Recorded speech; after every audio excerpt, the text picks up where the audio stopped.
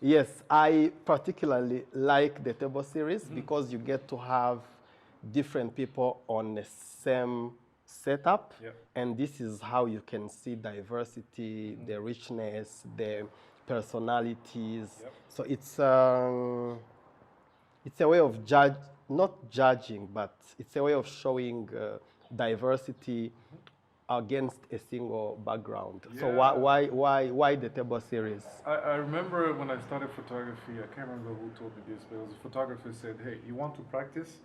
Do a square, one by one by one by one, stay in it, and try to take as many photos as possible that you see around you. And what it forces you is to really look around and pull out the maximum out of what you see. And it was along those lines as well. The table series, started at 2014 or so. Wait, you started table series in 2014? Oh wow! Okay. Yeah, Georgie came in. Randomly, I can't remember. Yeah, we took the photo, and then it was sort of on and off and on and off, and then came back. And initially, I was trying to capture as many people as possible, but now I'm sort of leaning towards creatives and really show that there are different types of creatives and artists in Rwanda. Like I featured a chef.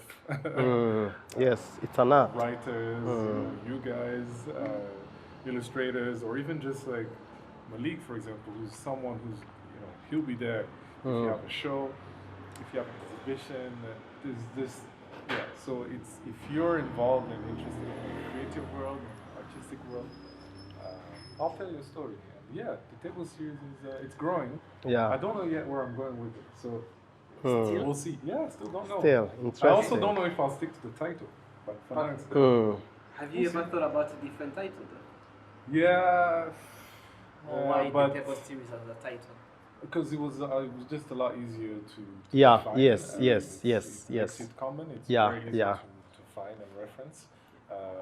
But also along with the photography journey and really becoming comfortable as a photographer is also not to put pressure on yourself. I've learned to just take it easy, and when it comes to you, it comes to you.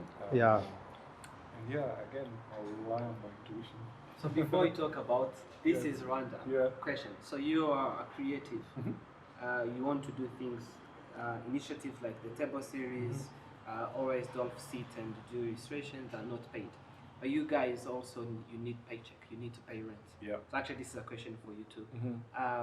How do you make sure that your creativity does not die because you need to survive? You need money to pay rent and stuff. Hey, it's a battle. It's actually the battle happens here. I find the will to constantly search and be curious, especially don't settle. It's just because I started photography in 2006. Doesn't mean I've reached. I really I'm still learning every day. So as long as you don't settle and you say, hey, I'm still curious. I'll still push. Yes, you can do the client stuff. But say, hey, I want to explore. I have ideas and do it. Get them started, especially. Yeah. I think a commission is there is a part of you in a commission, but there is more of you in something personal. So that's after I'm tired of doing commissions, I still have that energy to sit for 2 hours and do my own stuff. Just like that, It's a way of learning. It's a way of learning. Yes, it's a way of learning. If you lose that, I don't know if I can call you a creative. If you only pick up a camera when there is a client, that's a problem. Do you ever reject an assignment because it's not creative? Maybe not creative, but I have certain moral guidelines and things that Yes. So I will not do like poverty porn. Kids with the flies. No, they deserve a bit more dignity and humanity. So those are the kind of things. It's much more of the moral side, but not of like, oh, this is not me. This is not creative. No. Okay, cool. Because again, I think it's that curiosity we're talking about. You really have to. You have to feed it. You have to. You have to nourish it. Yes. And then, sometimes also when you're down, you say you go into it to sort of bring yourself back up. So I once had, I was involved in a conversation about photographer receiving feedback on their on their photographs. So how do you how do you feel if you took a picture, you've had all of those processes, and then someone say, this photo is bad, I don't like this photo. Negative. Or what is the right process to give a photographer feedback? There's no, I won't say there's no right way. Again, I think maturity plays a big role. At the beginning, you hurt. That's a good answer. Devastated. Yes. I could sometimes disappear for a whole week. It's like you're done, you finish me. But you know, the maturity and time, you learn to really try and see sort of what can be improved. And then also not be afraid to push back. So you can say, hey, I felt in that moment, technically, or this is what I was trying to achieve. This is what I was able to do, and then we can try and recreate it at the moment. But I'm also sort of certain of what I've done. So it's that balance, but it's hard. Yeah. It's hard not to take it personally. Being an artist and putting yourself out there is not the easiest thing, and so many people are so afraid to do that, you know. But I think social media, at one hand, it's a good thing because we are putting our work to somewhere on a big wall where everyone can see it. And yes, of course, some comments or some critics can somehow affect us. But look, we have to go through that with maturity, as you said. Really try to see if there's a lesson that can be pulled out of it, if there's something you can improve out of it, and not always be defensive. I think if you take the time not to be defensive, then you'll be okay. Yeah. But hey, much easier said than done.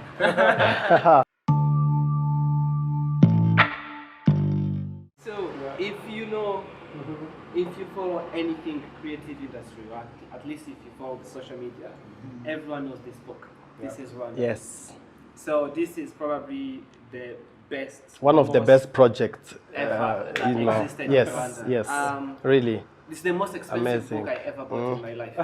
Amazing pictures. So tell us about this. So this is Rwanda. Happens again. It takes a bit of luck, but luck has to find you prepared. Gail and myself had a chance to travel around the country by car, and then came a request from Akagera Aviation to take some photos. It was the west of Rwanda, northwest especially, so Gisenyi, Lake Kivu. And then we came back and we looked at the photos and we said, there's something here. And Gail was like, I think we can even do a book. So that conversation lasted about 2.5 years, or so, almost 3. Then eventually, yes, we were able to approach Akagera Aviation, and they were on board right away. They really understood it and saw sort of what we saw in that project. And so it took about, I think, 10, 11 flights, each with different time variables. So it could have been 30 minutes, 2 hours, and we really try to cover as much as possible of the Rwandan map. And then keeping in mind some key areas, we want to be able to capture the Akagera Park, we want to be able to show the canopy walk. And then doing it from a helicopter, it really gives a perspective. One, it hadn't been done. I still believe there's no book like that, that someone had photographed. What do you mean, in Rwanda? Had photographed all of Rwanda by helicopter. No. And then the other thing that was really important to us was also to show that by Rwandans, for Rwandans, for Africans, for the world, in that order. To really show and say, hey, you know what? Dolph can do some really amazing illustration. You don't need to bring in someone from overseas to do it. Gail and myself are here. You just give us the opportunity and the chance of being on a helicopter. We can produce quality photographs that, frankly speaking, if you look on a global and say, hey, we're up there as well. So it was to really, and then inspire Rwandans and young photographers to say, hey, you know what?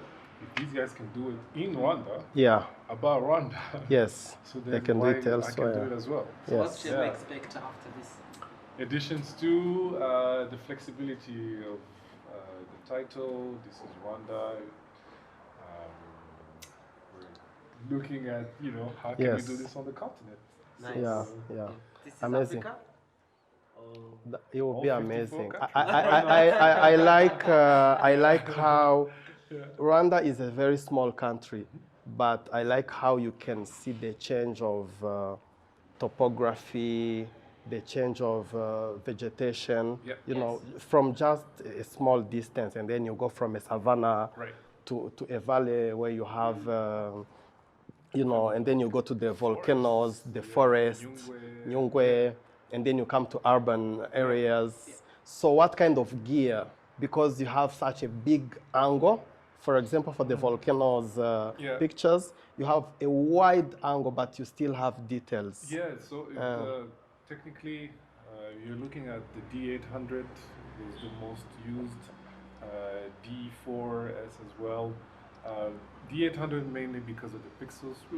It's at 36 million, I believe. 2470, 1424, 7200, all 2.8. Yeah. And then because we were two, it allowed us to, we would pick depending on the trip or just give back and forth. Is one person would shoot details and then the other one would get the white.